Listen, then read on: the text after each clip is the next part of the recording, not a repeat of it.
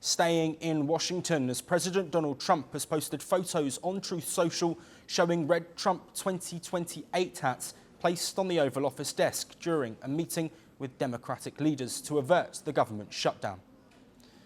President Trump's post came on Tuesday, just hours before Washington grappled with its first government shutdown in nearly 7 years. Democratic leader Hakeem Jeffries, who was in the room, recounted the moment, saying that the hats simply appeared on the desk in the middle of the meeting. Jeffries said that he even turned to Vice President Vance on seeing the hats and asked whether he had a problem with it. The hats have been part of President Trump's campaign merchandise for months, but their presence in the Oval Office and Trump's decision to publicise them revived rumours of a possible third-term bid. This comes despite the US Constitution explicitly barring any president from serving more than 2 terms. Trump himself has at times laughed off the suggestion, but has also openly mused about staying longer. Meanwhile, as the political theatre played out, the United States was hit by a far more immediate crisis. As we mentioned, the government shutdown has now come into effect. White House Press Secretary Caroline Leavitt said the layoffs could come in just 2 days.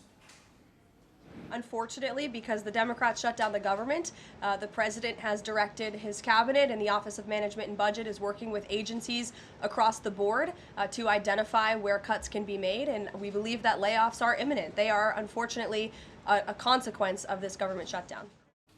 At the heart of the standoff, a bitter clash between Republicans and Democrats. Democratic leaders refused to accept cuts to healthcare programs, while the Trump administration moved aggressively to escalate the fight. Republican Congress members blamed the Democrats for not averting a shutdown and accused them of holding the American people hostage. Within hours of the shutdown taking effect, the administration froze $26 billion in federal funds for Democratic-leaning states, including $18 billion earmarked for New York transit projects. Democrats could have worked with us in a bipartisan manner to avert this unnecessary and very harmful shutdown, but instead, they did something that is rather shocking to us. They prioritized taxpayer-funded benefits for illegal aliens over keeping the government open for American citizens. They themselves positioned that as a binary choice, and it's patently absurd.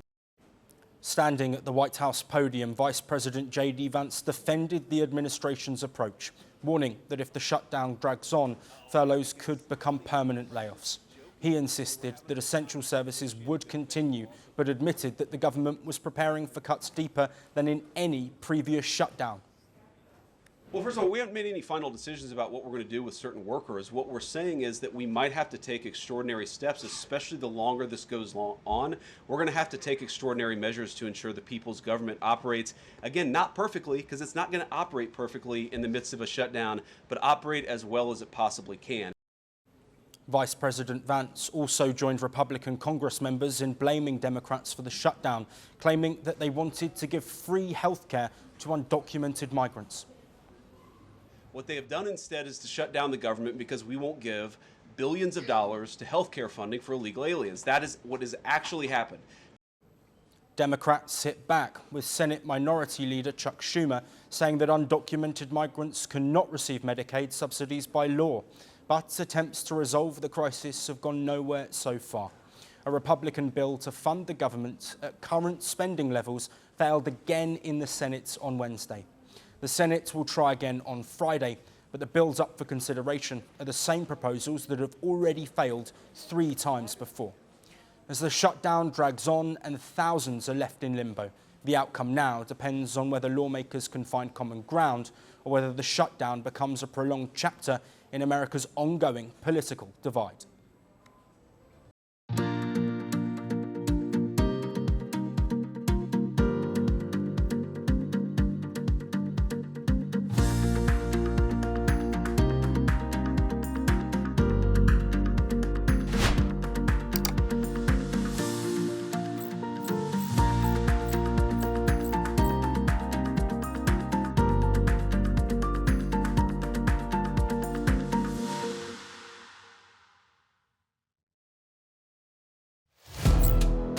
Firstpost now available in 9 languages on YouTube.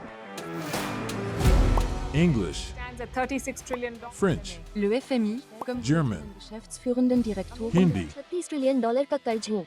Indonesian, Pemerintah tanpa pemeriksaan. Italian, Sekali radikali.